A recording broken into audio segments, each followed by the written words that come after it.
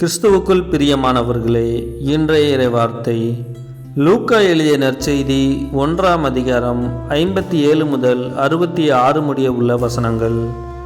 எலிசபெத்துக்கு பேறுகாலம் நெருங்கியது. அவர் ஒரு மகனை பெற்றெடுத்தார். ஆண்டவர் அவருக்கு பெரிதும் இரக்கம் காட்டினார் என்பதை கேள்விப்பட்டு சுற்றி வாழ்ந்தோரும் உறவினரும் அவரோடு சேர்ந்து மகிழ்ந்தனர். 8ஆம் நாளில் அவர்கள் குழந்தைக்கு விருத்த சேதனம் செய்ய வந்தார்கள். செக்கரியா என்ற அதன் தந்தையின் பெயரையே அதற்கு சூட்ட இருந்தார்கள்.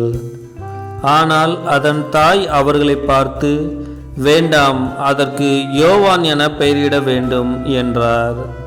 அவர்கள் அவரிடம், உம் உறவினருள் இப்பெயர் கொண்டவர் எவரும் இல்லையே என்று சொல்லி, குழந்தைக்கு என்ன பெயரிடலாம், உம் விருப்பம் என்ன என்று தந்தையை நோக்கி சைகை காட்டி கேட்டார்கள்.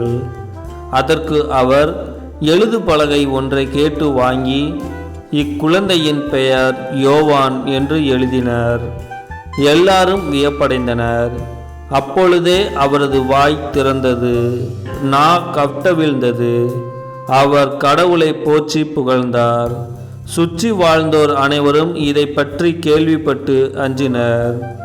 இச்செய்தி யூதேய மலைநாடெங்கும் பரவியது.